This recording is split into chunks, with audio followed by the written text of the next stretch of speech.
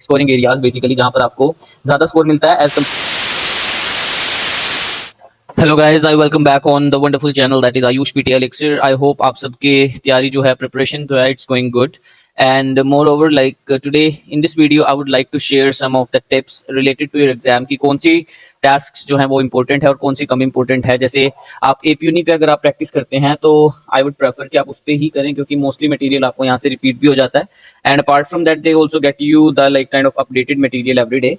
So first of all, if we try to find it out, like basically you have to focus on some important questions, just like the speaking के लिए read aloud. As you know that read alouds are very important.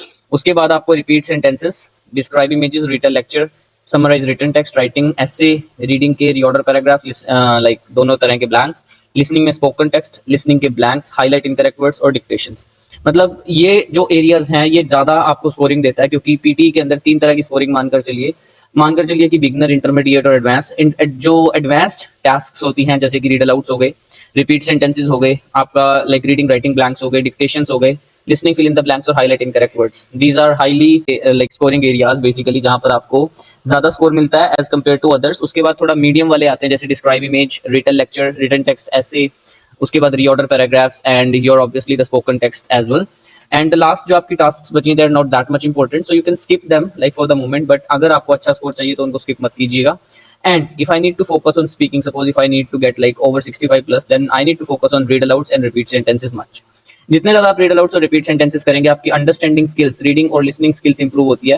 साथ साथ अगर आप describe image और written lecture कर रहे हैं तो आप सेम टेम्पलेट को फॉलो कीजिए. आंसर और questions are not that much important तो इतना इफेक्ट नहीं करता, बट स्टिल आप प्रैक्टिस कर सकते हैं अपनी लिसनिंग को इंप्रूव करने के लिए.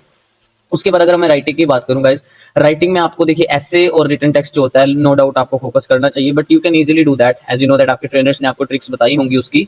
बट सबसे मेन जो है राइटिंग के अंदर आपको फोकस करना है स्पेलिंग्स को और ग्रामर को, क्योंकि अगर स्पेलिंग्स और ग्रामर सही नहीं है तो ऑब्वियसली आपको कहीं नंबर नहीं मिलने वाले हैं. तो उसी के साथ साथ आपको रीडिंग राइटिंग ब्लैंक्स और डिक्टेशंस पर भी ज्यादा फोकस करना है in case of writing.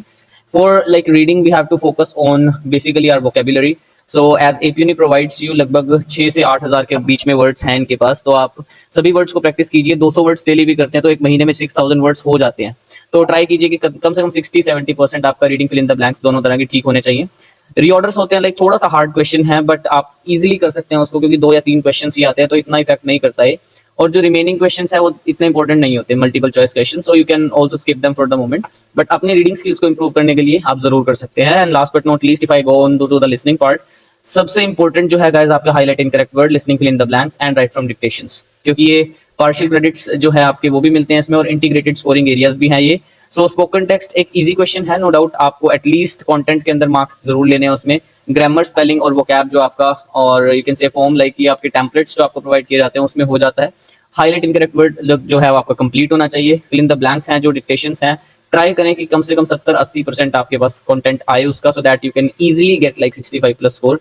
And multiple choice questions like missing word, highlight correct summary, these are not that important but still आप प्रैक्टिस कर सकते हैं. So these are the main areas to focus on. So again एक बार summary अगर इस चीज की करते हैं, सबसे पहले हमारे पास read alouds, repeat sentences, reading writing blanks. Read alouds आप 20 कीजिए daily, repeat sentences aim for at least 30 to 40 sentences daily. Reading writing blanks आप 10 तक भी कर सकते हैं, रीडिंग ब्लैंक्स भी आप लगभग 10 करें.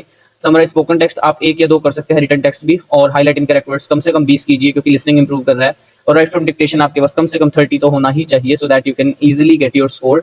एंड वोकैब बुक्स जरूर प्रैक्टिस कीजिएगा क्योंकि vocab books are the only way where you can improve your all the things, क्योंकि सभी चीजें वोकैब पर ही डिपेंड करती हैं. चाहे रीडिंग है, लिसनिंग है, दोनों में से कोई भी मोड कर सकते हैं. मेरा फेवरेट मोड जो है that is listening and how I practised my exam and I got 82 score just by like doing these tasks. And remaining जो थी वो मेरे अंडरस्टैंडिंग बेस्ड थी. So right now, like if you want to get any kind of online classes or offline classes, then you can directly search me on internet. Like you can Google me. आपको proper यहाँ पर address के साथ और आपका number भी मिल जाएगा. Instagram पर आप जाकर फॉलो कर सकते हैं मुझे. And apart from that you can also subscribe to me on the YouTube channel. So I will be there to explain everything that you are having problem with your exam. So just hurry up guys and clear your exam within 15 to 20 days. Call me, DM me, you can say, and I'll definitely help you out. So thank you so much and have a good day.